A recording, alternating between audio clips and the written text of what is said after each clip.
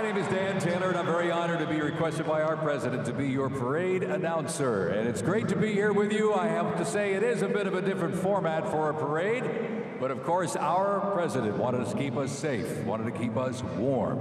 And I can tell you something, the talent that's going to be coming through these doors into this arena, it is going to get hot in here tonight.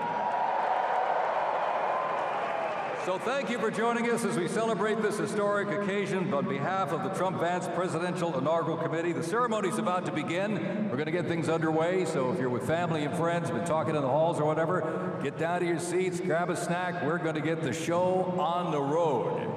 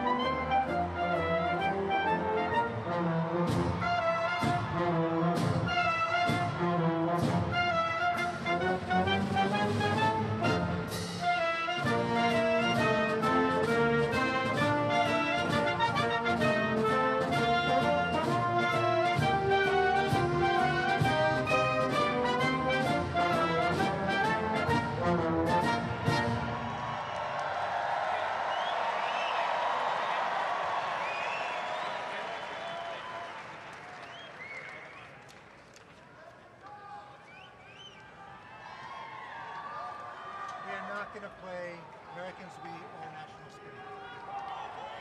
No, Americans We or National Spirit. Next up is honors.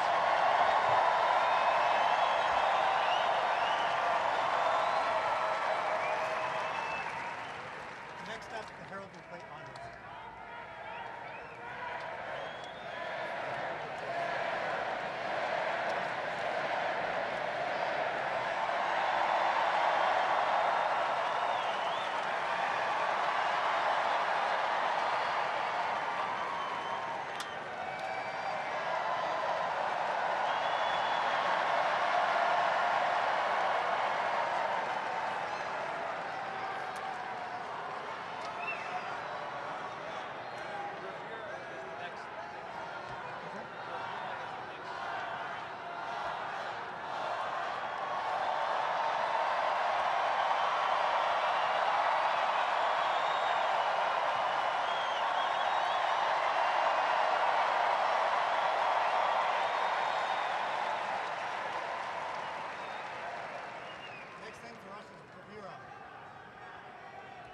Next thing for us is bravura.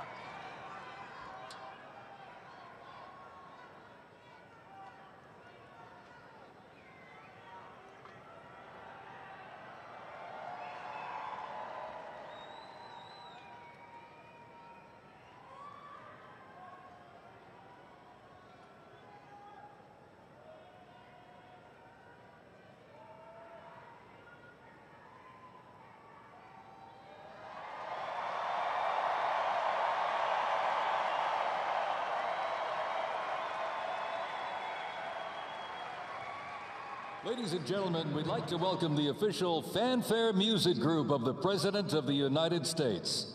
Under the direction of Major Aaron Morris, the U.S. Army Band Herald Trumpets performing their fanfare that's actually written for the 47th President of the United States. Listen to this, it's amazing. This is Brass and Glory.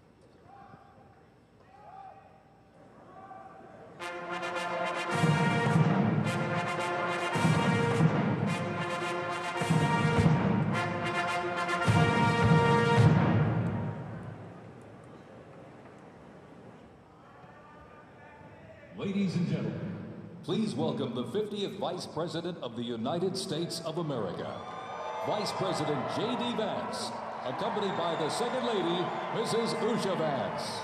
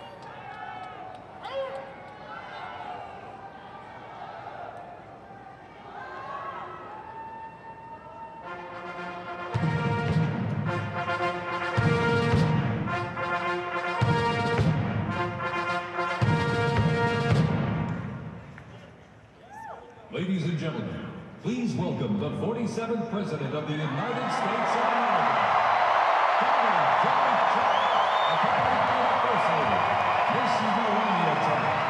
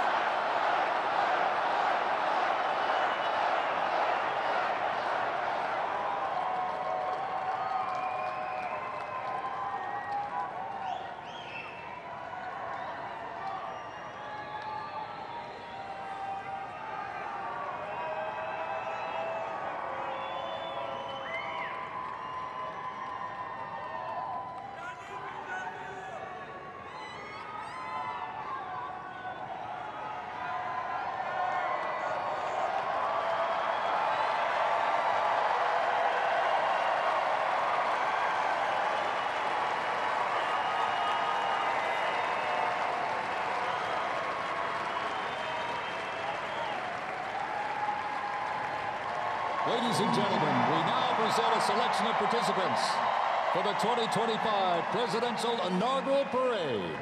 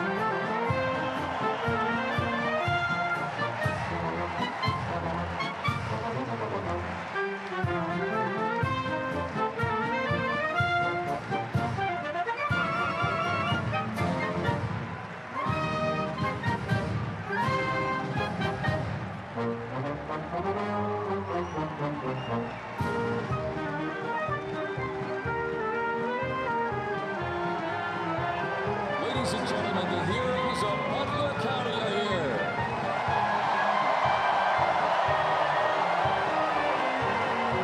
And they are here to pay homage to the life, selfless community service and sacrifice of Corey Comparatori.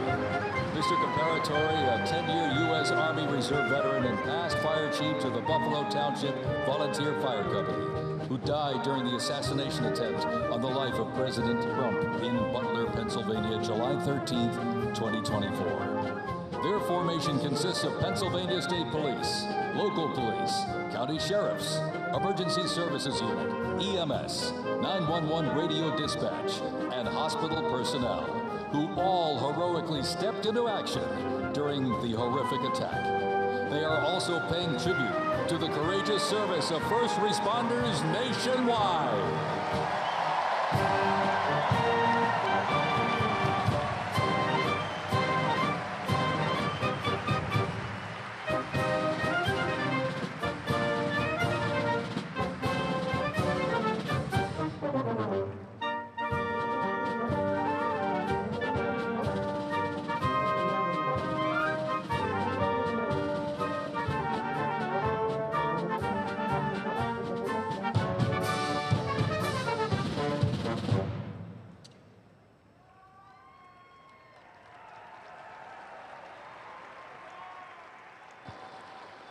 Ladies and gentlemen, at this very special event, let us now take a moment of silence in honor of Corey Comparatori.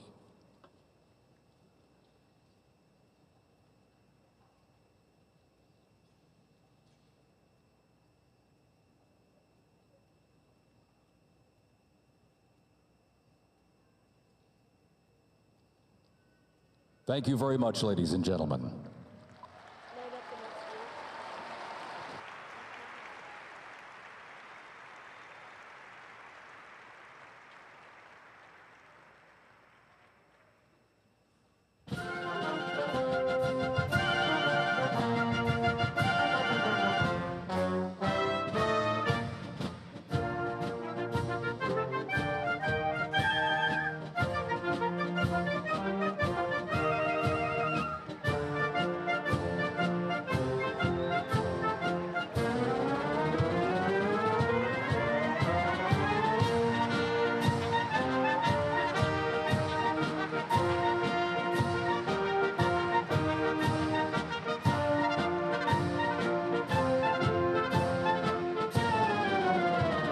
Present to you the New York Military Academy from Cornwall-on-Hudson, New York.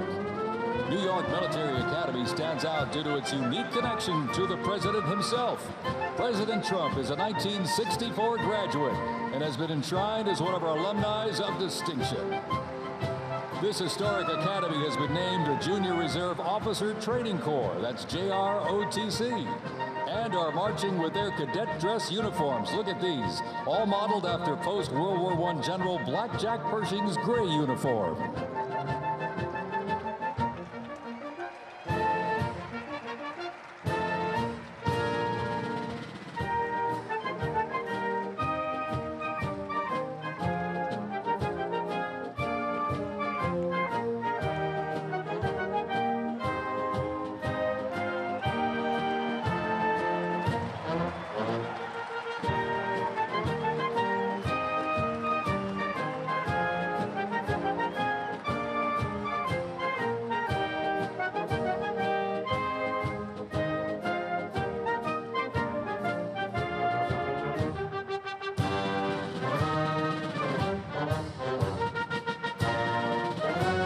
Introducing the Palm Beach Police and Fire Honor Guard unit, representing the town of Palm Beach, Florida. This group consists of police officers and firefighters from the town of Palm Beach, home to some of the most prestigious people in the world, including President Donald J. Trump.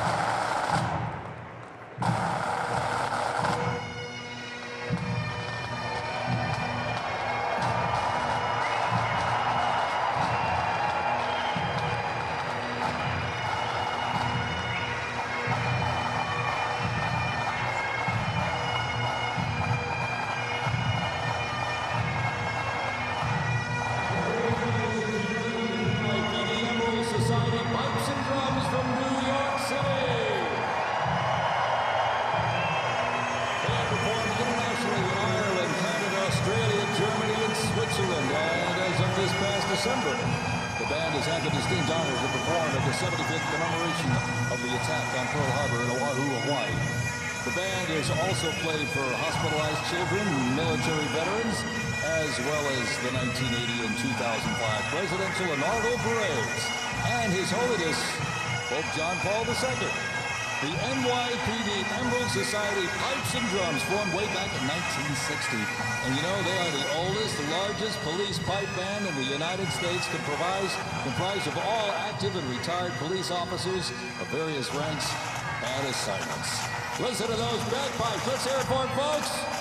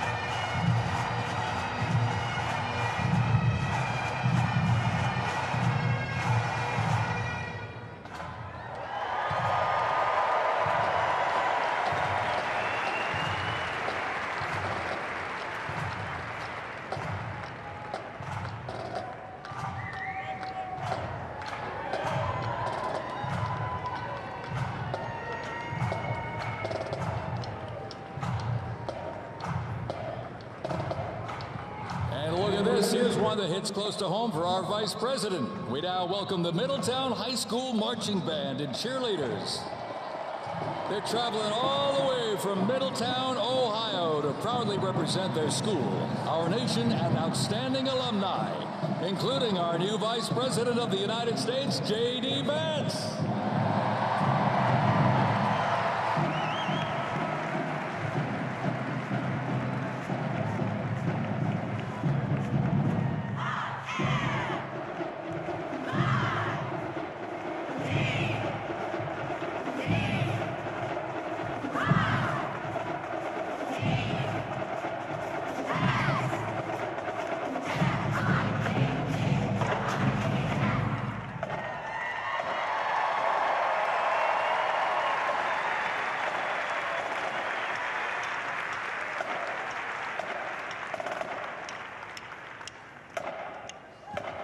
The band has performed in countless parades, community and sporting events, as well as competitions. They have also always qualified for the Ohio Music Educators Association state finals for 23 years straight. How about that?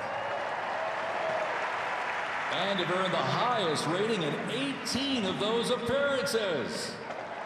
Woo! And today they performed America's Sweet Land of Liberty.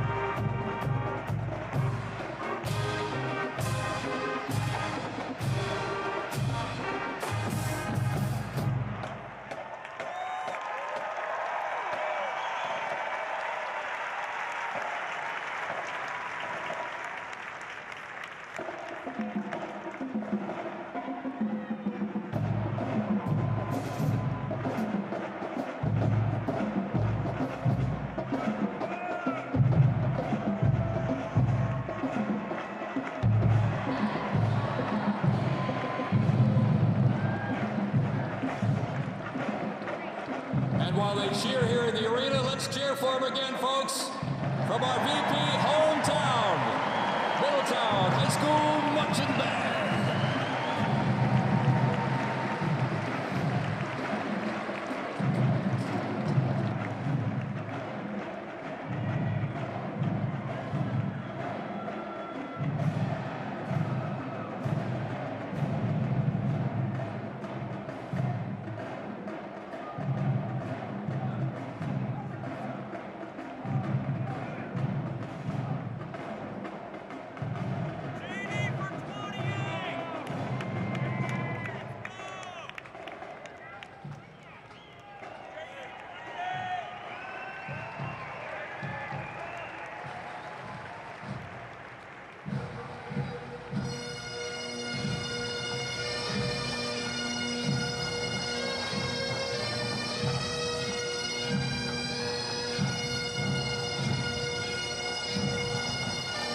Ladies and gentlemen, entering the arena right now, traveling from Boca Raton, Florida, the Florida Firefighters Pipes and Drums.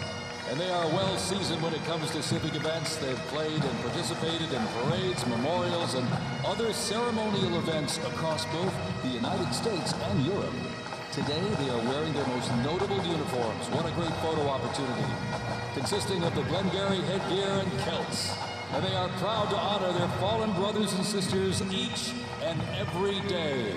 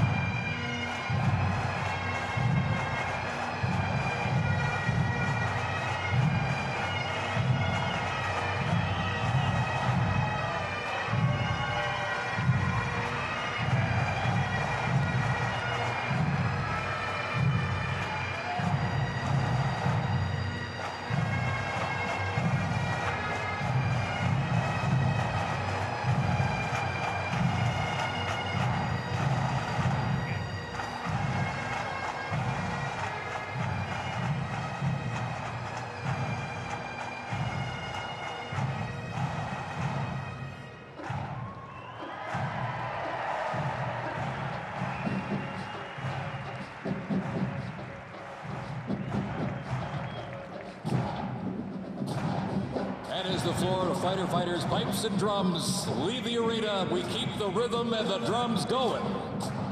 Please welcome the Stewart's Creek High School Marching Band. Traveling all the way from Smyrna, Tennessee, they are proud to represent the volunteer state in the 2025 Presidential Inaugural Parade.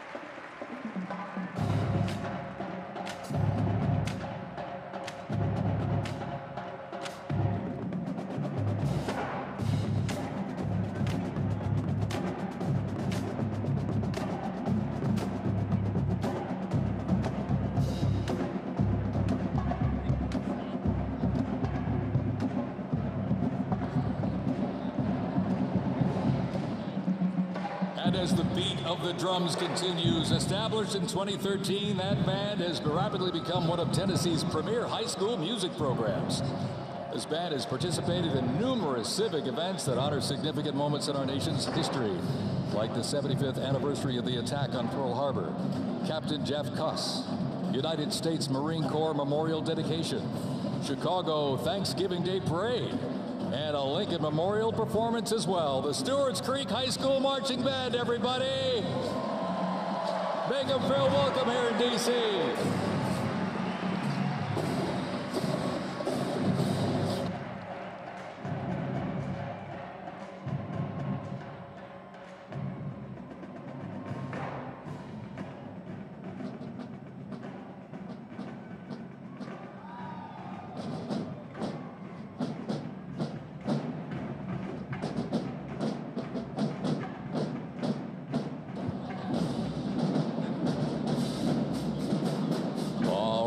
Ladies and gentlemen, now welcoming the Mississippi Valley State University Band. They're traveling all the way from Itabena, Mississippi. Look at this, gang. This is the Mean Green Marching Machine. They are proud to represent historically black colleges and universities at the 60th presidential inauguration.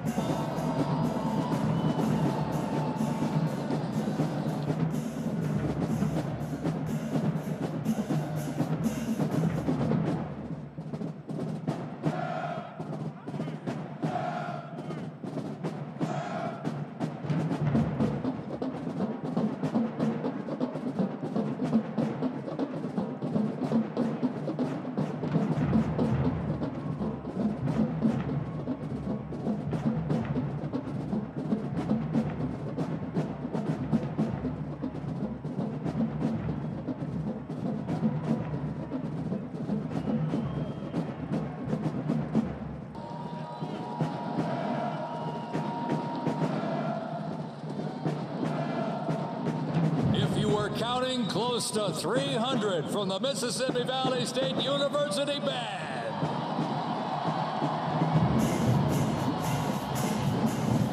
You know, since its founding, the band has consistently played a significant role at their university and across the United States. They have performed for athletic events, Mardi Gras parades, Rose Bowl parades, and many, many more.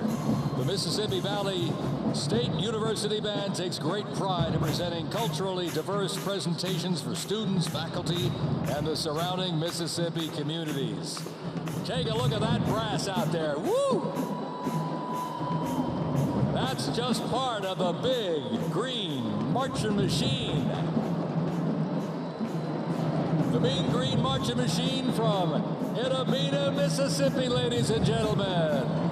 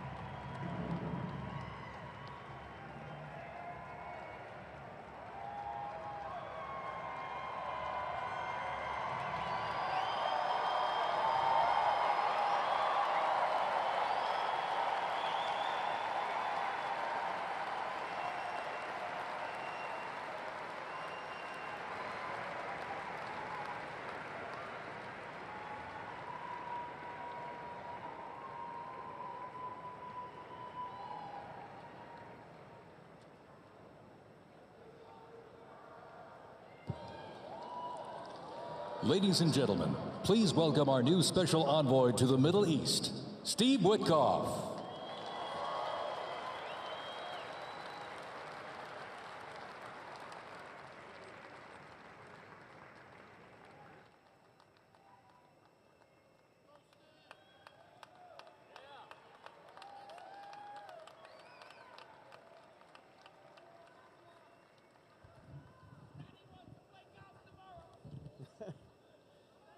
Good evening, everybody.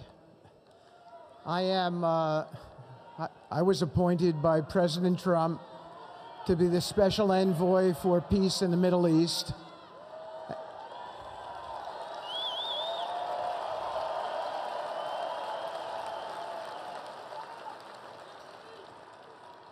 And I'd like to describe to you some of the things we're doing and how it informs on President Trump's policies. First of all, it is an honor to stand before you today as I reflect on the enormity of the role that President Trump has tasked me with. I am constantly reminded of the privilege it is to serve under the leadership of my boss, President Donald J. Trump.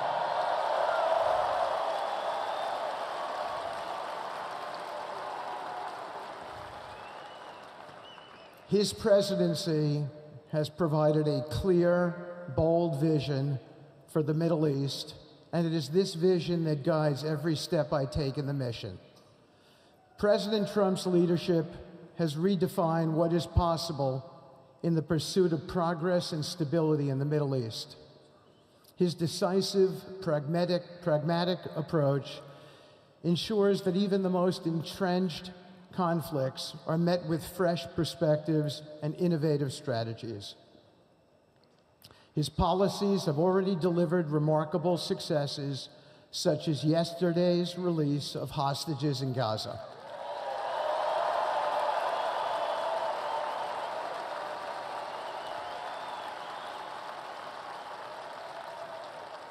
Thank you. This achievement demonstrates the strength of President Trump's leadership and the respect he commands on the global stage. It is yet another example of his ability to deliver results in the most complex and challenging situations. The Abraham Accords, a testament to his vision and determination, have also brought historic progress to the region, transforming old rivalries into new alliances.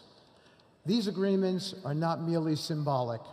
They represent a practical roadmap for peace, economic cooperation, and mutual respect across nations. My role, as President Trump has tasked me, is straightforward yet profoundly challenging: to turn his vision into actionable outcomes. He sets the agenda, he lays the framework, and he inspires people like me into bold action. My responsibility is to implement his vision, engaging with leaders across the region to find pathways towards sustainable peace and stability. And let me tell you, having Donald Trump as a boss makes this task not only possible, but far more effective.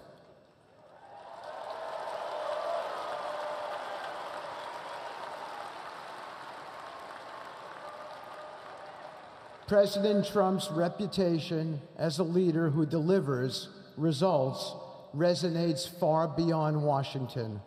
Leaders in the Middle East know he means what he says. His ability to cut through bureaucratic gridlock and focus on tangible results is the game changer.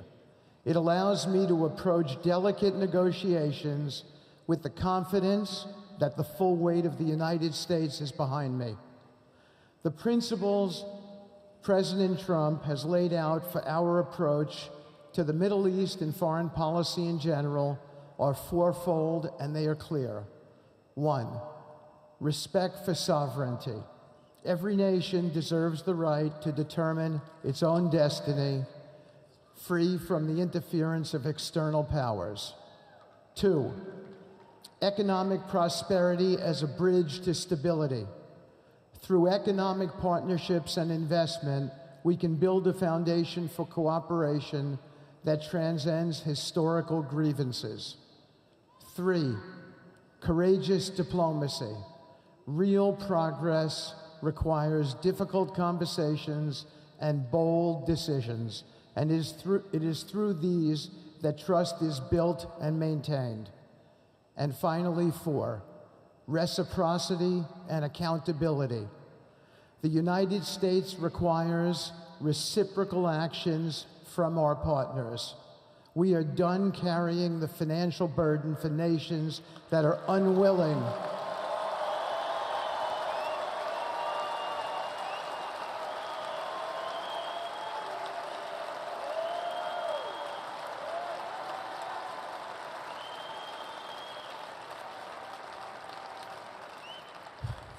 We are done carrying the financial burden for nations that are unwilling to fund their own progress.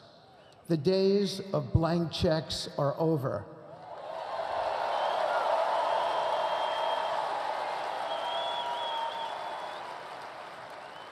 Partnerships under President Trump's leadership must be equitable, and contributions must reflect shared commitments to our goals. In my work, I've seen firsthand how these principles resonate. They provide a foundation that transcends politics and speaks to the shared humanity of all people in a region. Leaders across the Middle East recognize that this Trump administration is serious about results, not symbolic gestures, but real, meaningful progress that improves lives. Thank you.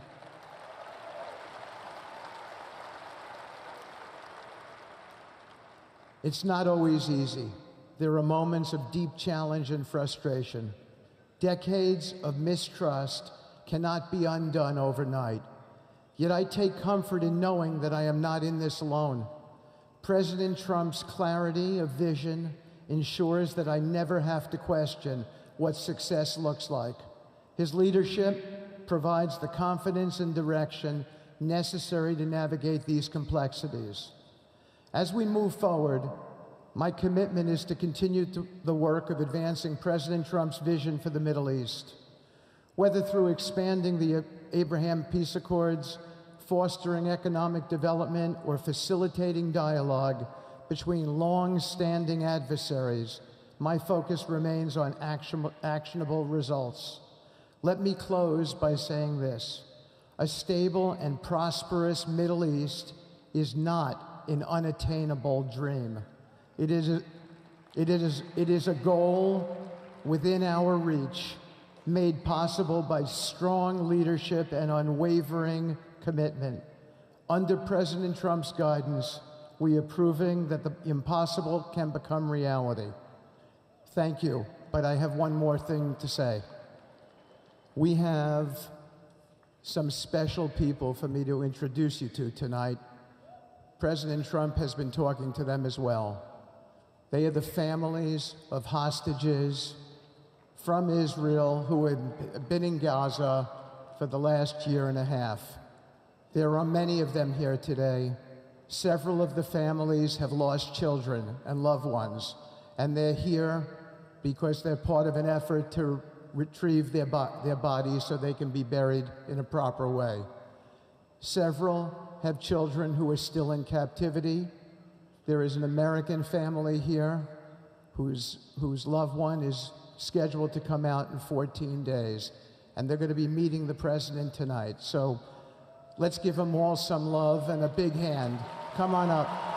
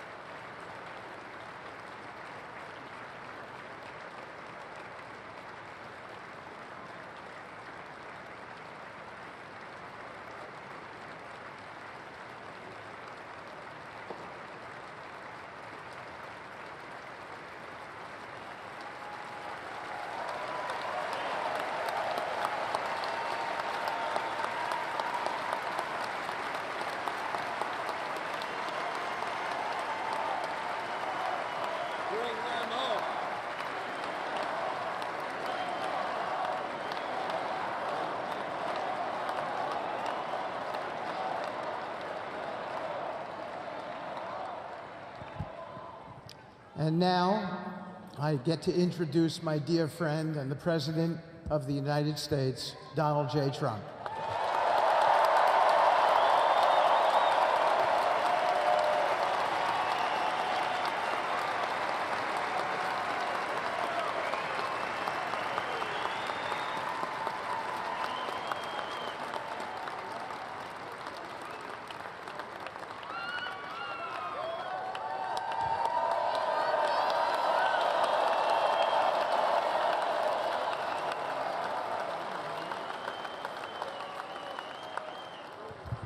Thank you very much, everybody. Appreciate it. Thank you.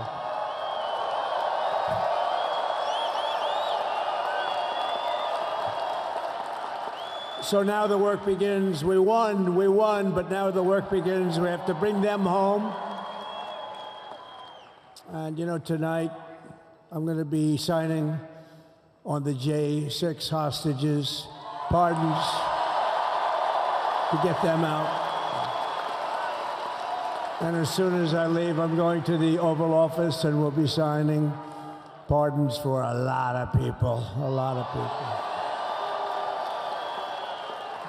And thank you to Steve Witkoff. He's a great guy. He's a friend of mine. He's been a very successful man. He's a great negotiator. He's a wonderful guy. People love him. And he's got a tremendous power of persuasion. And that's what we need. We don't need stiffs. We don't need stiffs. We got a lot of stiffs. You just had a whole load of them. And to the former hostages with us today, welcome. And welcome home. Some of the folks are former hostages. Not a good situation. The 3 young ladies that came home yesterday, you saw that. They're more coming home every day now. They're coming home. But they were hurt. They were hurt. They were hurt. One had her head blown off, fingers on her hand, and her hand indeed was blown off. She was trying to defend herself from a bullet being fired. Do you believe this? A bullet knocked off her hand. I don't know. You look at it, it's a disgrace. We never stopped praying for you, and we're so glad that you're reunited with your friends and families, and God bless you all. And some of them are just saying, no, my son is gone. But please just bring home his body, right, Steve? Any of you have told me that your son is gone, but bring home his body. It should have never happened. 3 years, it's ridiculous. Should have never happened. Wouldn't have happened. I also want to express my tremendous gratitude to the hundreds of thousands of proud American patriots who came from all across the country to join us in this celebration. It's a celebration of a big win.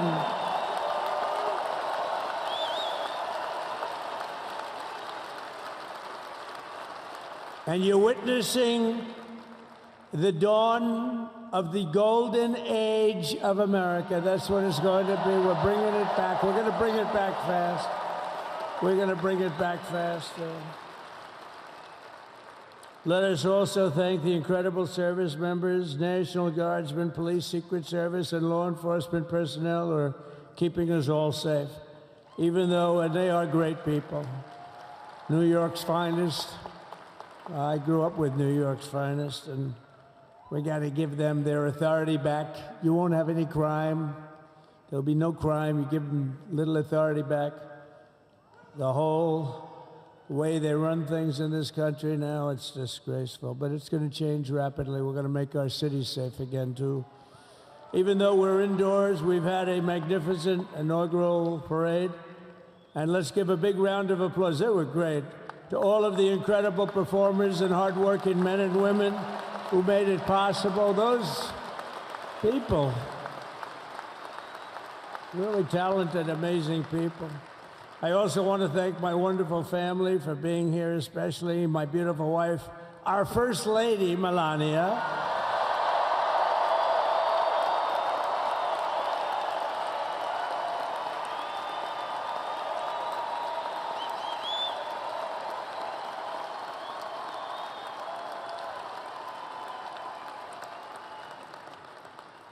I love our First Lady. And also, JD. How good has JD been? And his beautiful wife, Usha. How good is JB? JD has been great. He's another good negotiator, Steve. He's a great negotiator, too. We need negotiators in this country. But so many of the people on the stage behind, not only family members, as an example, Lara Trump, the wife of Eric. She was the head of the Republican Party, along with my friend Michael. Stand up, the two of you. What a job. What a job they did. They worked so hard. They knew there'd be rigging, but they said, we're going to make it too big to rig, and we did. We made it too big to rig. We won every swing state by a lot. We won the popular vote by millions and millions of votes. We won the whole ball of wax. And now we're going to go and drill, baby, drill, and do all the things that we've wanted to do and bring your costs down, your prices down, and make our country safe. So thank you very much, Michael. Thank you very much. What a job you've done, Michael. I'm never moving you, you know. He was thinking about getting a nice job in the administration. I said, no, I'm leaving you right where you are. You've done a very good job. We're not moving you, Michael. I'm sorry. Anyway, thank you very much. Appreciate it. Appreciate it very much. Right here with us also in the arena, I'm about to sign some very important executive orders of our new administration. Hey, Don, will you stand up, please? Don is another one. How about Don? This guy.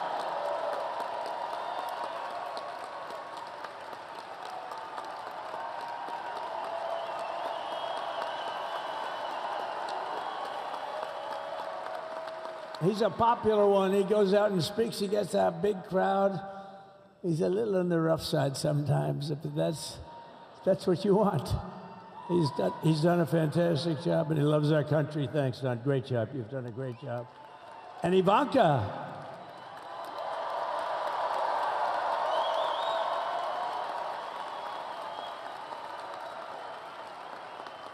And you know, Jared negotiated the Abraham Accords, which are the biggest deal made in the Middle East in many, many years, and it's really something. Jared, stand up, Jared. The Abraham Accords.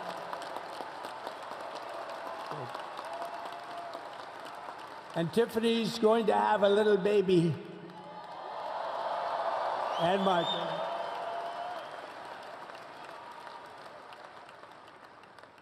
And then I have a very tall son named Barron. Has anyone ever heard of him?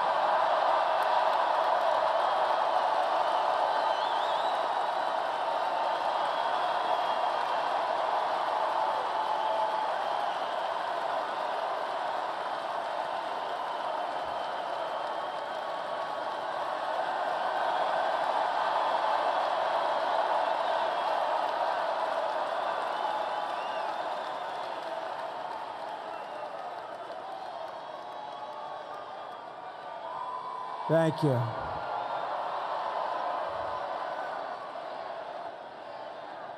He knew the youth vote. You know, we won the youth vote by 36 points. And he was saying, Dad, you got to go out and do this one and that one. And we did a lot of them. And he respects them all. He understood them very well. And he said, Dad, you got to go out, do Joe Rogan, do all these guys. And we did. We did. And Joe Rogan was great. They were all great, right? Aaron, they were all good. He understood the market. Another famous one, how about Kai? Stand up, Kai.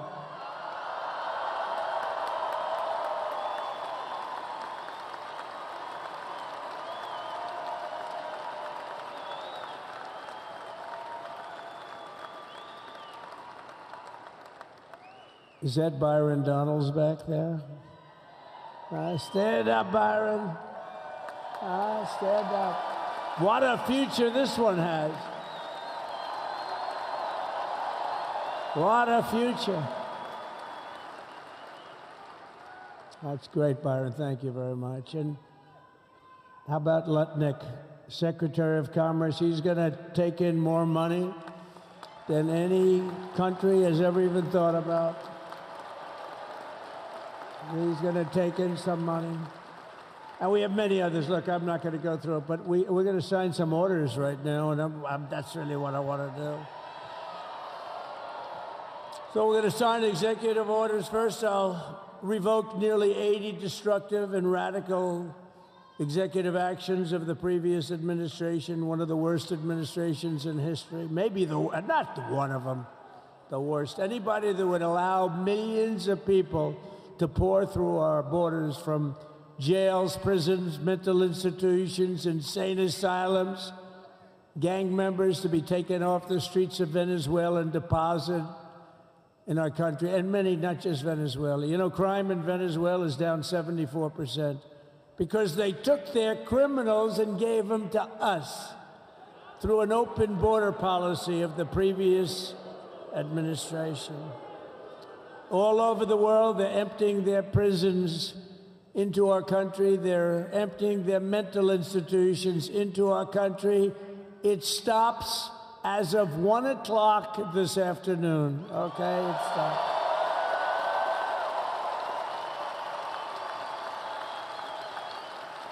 So I'm revoking nearly 80 destructive, radical executive actions of the previous administration. They'll all be null and void within about, what, 5 minutes? Is that them over there? 5 minutes? And next, to gain immediate control of the vast federal, out-of-control bureaucracy, I will implement an immediate regulation freeze, which will stop Biden bureaucrats from continuing to regulate. Most of those bureaucrats are being fired. They're gone.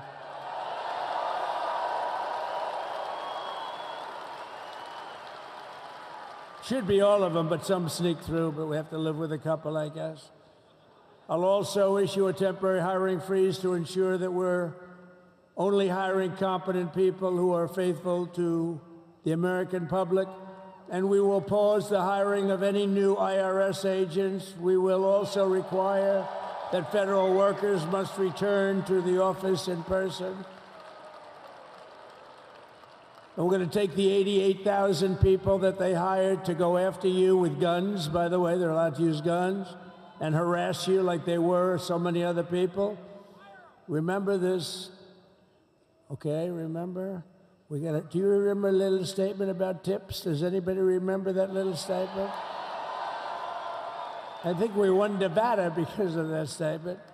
But they went out and harassed you over the tips. In other words, we are restoring control of our government to the people. We're going to take those 88,000. Let's see if they'd like to work on the border, because that's where we want them, really.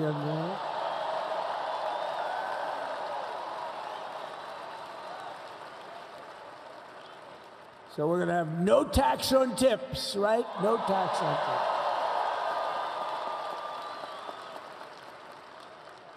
And we may have, like the Speaker of the House, is he here? He's done such a good job. Is Mike here? He's around here someplace. I saw him just a little while ago. Hello, fellas. Look at you guys. Yeah, I know it. He's great. He's doing great.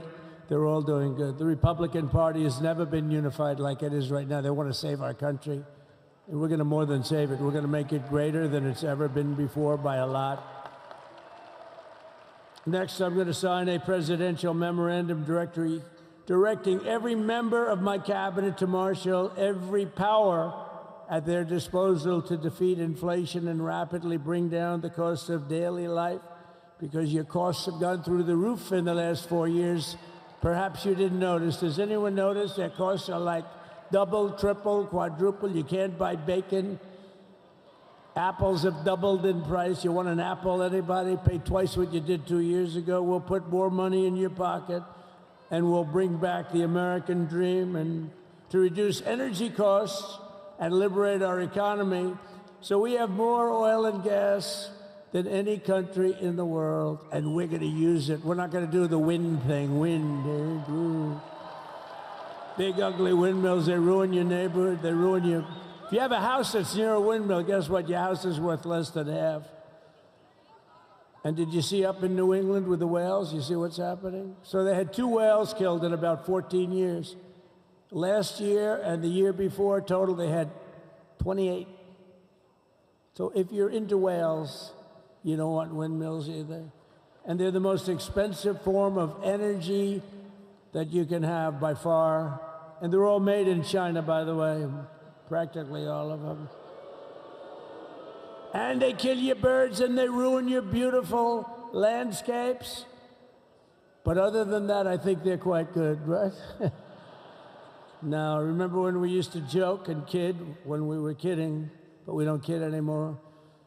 They want to watch the debates on television. They want to watch your favorite president on television. But the wind isn't blowing, so we can't watch television that night, Gladys. Remember?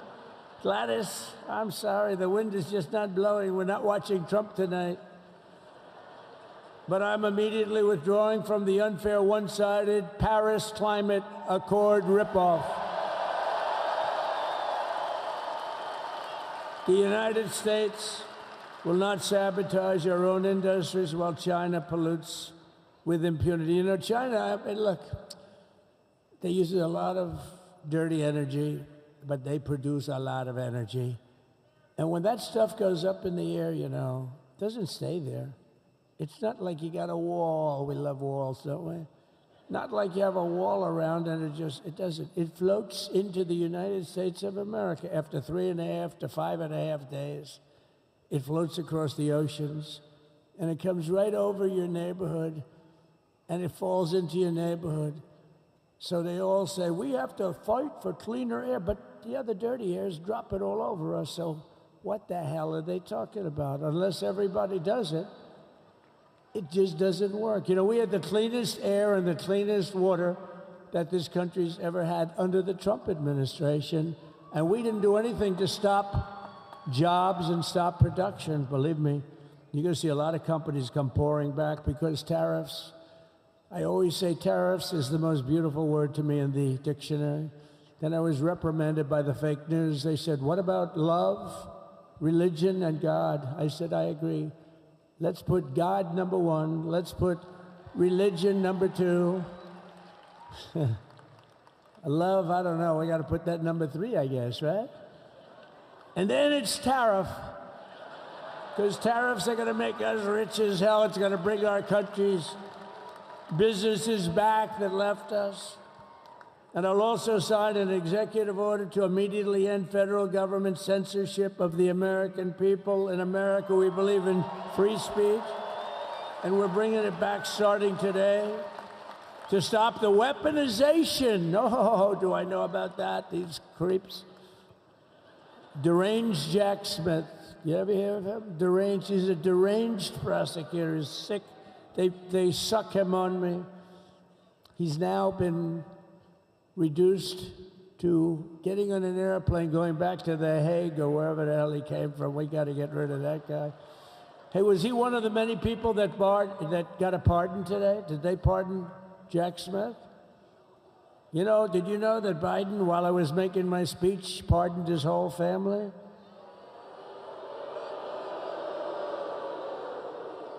The brother, the whole deal was pardoned. Can you imagine that? While I was making my speech. Did everybody hear my speech? Did you like my speech?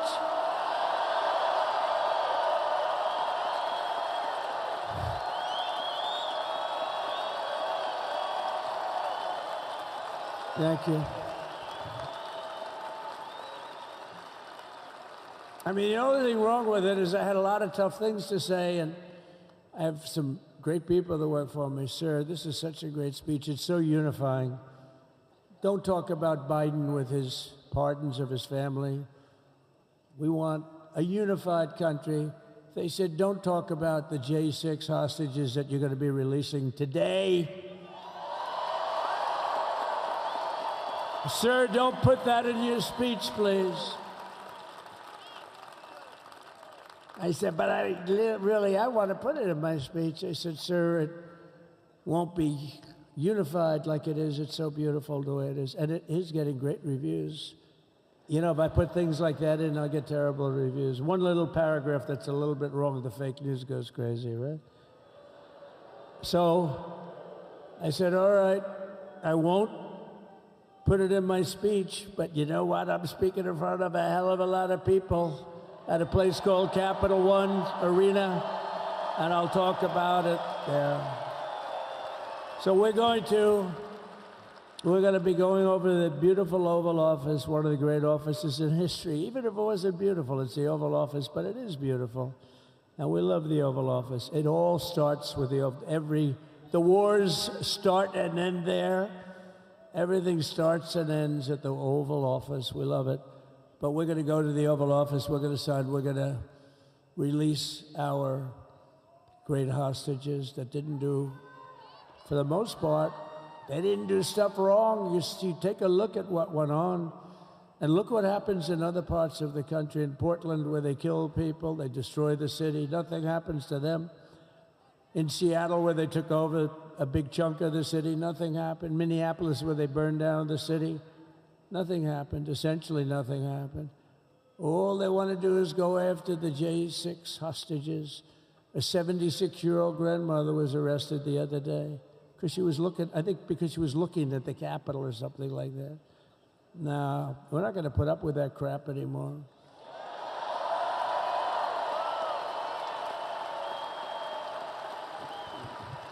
And to stop the weaponization of law enforcement, I've been investigated more than any human being in the world. I believe I have the all-time record. Every day a subpoena. Every single day would get subpoenas. I was more than any person. Alphonse Capone, remember I used to talk about it? Now, Alphonse Capone, Scarface, he was a pretty rough guy. He was investigated about 1/100th what Trump was investigated. My father's looking down at me, my mother, how the hell did this happen? You know what it is? They investigated their political opponent, the opponent of Biden, and then ultimately Kamala. Has anyone ever heard of Kamala?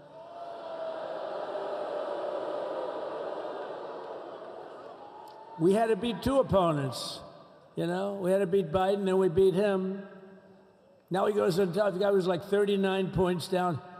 I think I could have beaten Trump. They should have left me in. I would have beaten.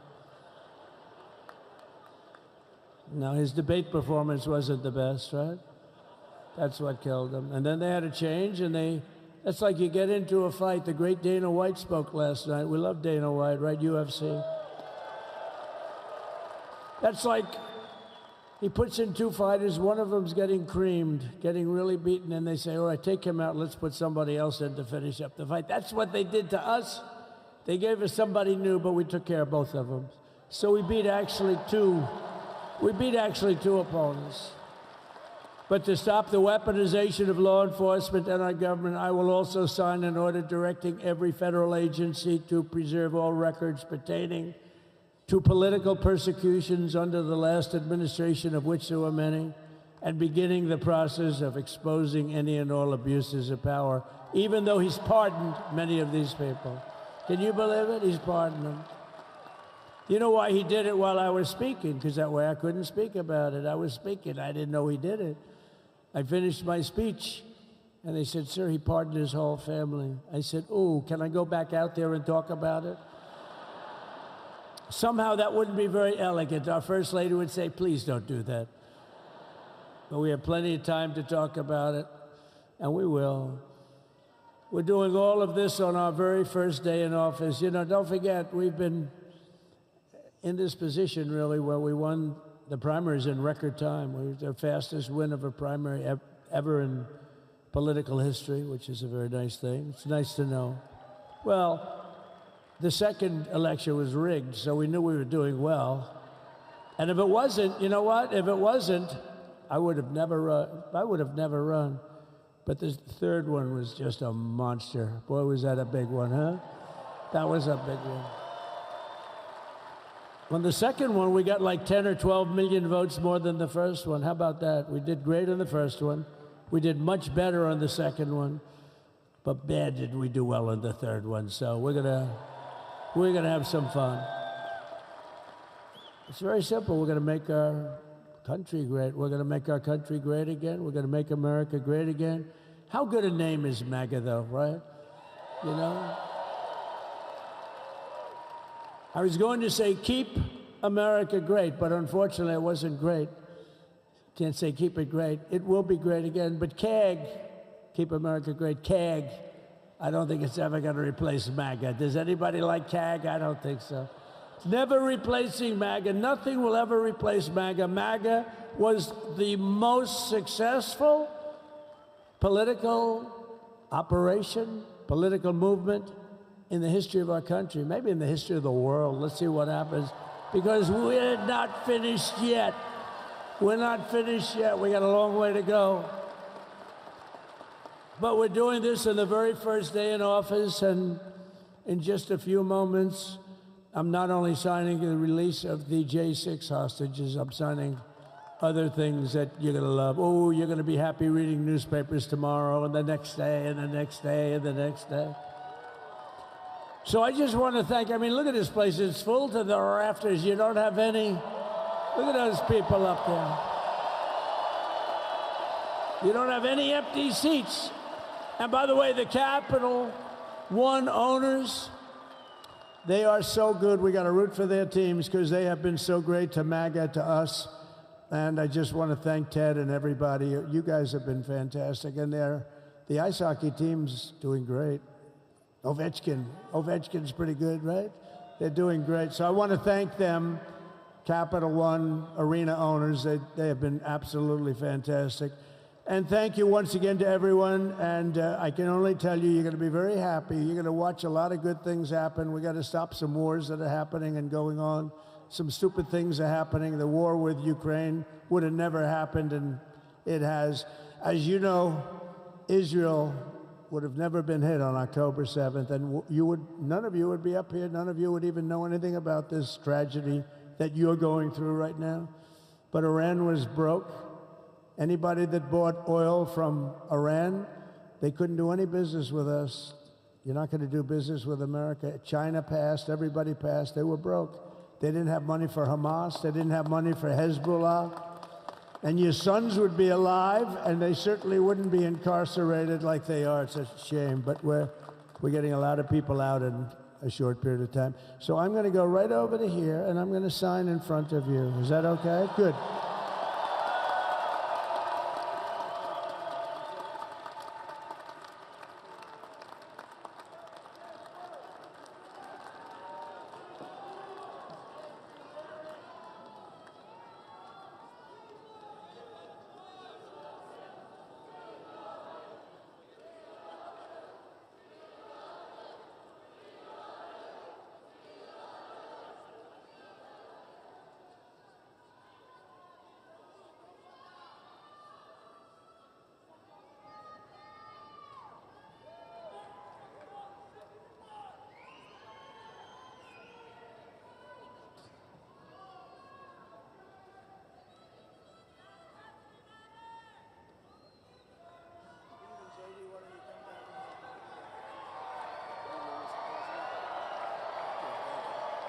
You have that other one to sign? Sorry, what's it? You have the other one to sign? We don't have it over here yet, sir. We'll have it for you back at the other. The first is the rescissions of 78 Biden-era EOs and presidential memoranda. You want to call it out? Do you want to say it? You want to say it? Oh, if you want me to, sir. Why don't you say what I'm signing? Sure. The first item that President Trump is signing is the rescission of 78 Biden-era executive actions, executive orders, presidential memoranda, and others.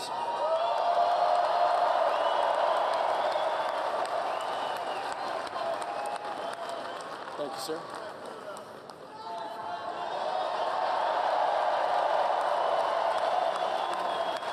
Thank you.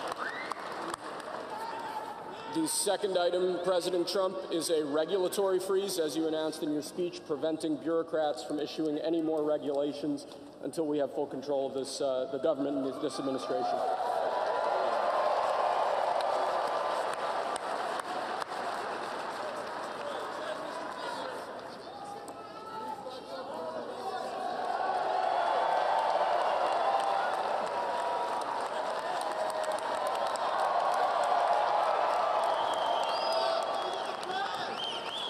Thank you, sir. Sir, can I have a pen? The next item, sir, is a freeze on all federal hiring, excepting the military and a number of other excluded categories, again, until full control of the government is achieved and we understand the objectives of government going forward.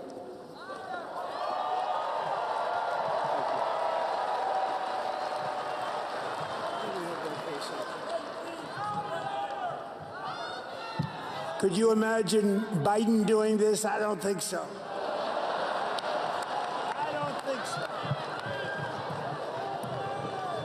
Sir, the next item, as you announced in your speech, is a requirement that federal workers return to full-time in-person work immediately.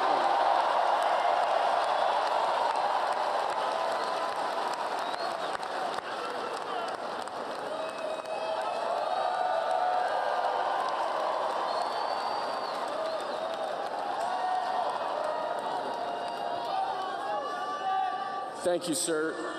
Next, we have a directive to every department and agency in the federal government to address the cost of living crisis that has cost Americans so dearly.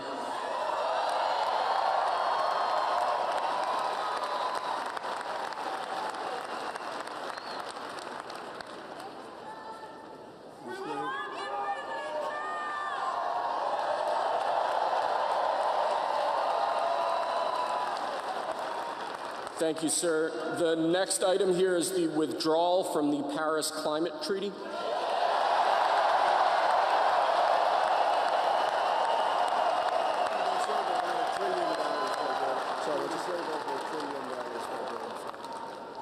Yes, sir.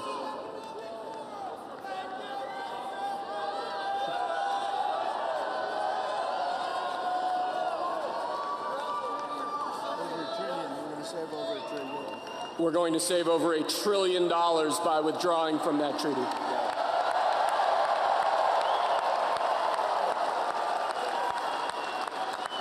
And the next item, sir, is a letter that will be transmitted to the United Nations explaining that we are withdrawing from the Paris Climate Treaty.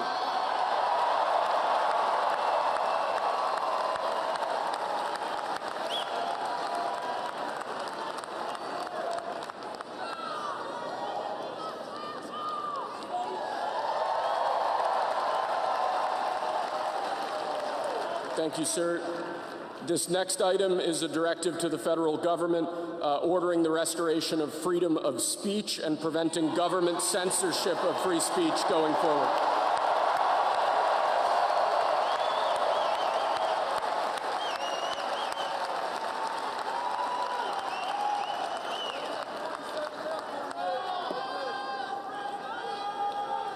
And lastly, sir, before we go back to the Oval Office to sign a large number of other items, is a directive to the federal government ending the weaponization of government against the political adversaries of the previous administration, as we've seen.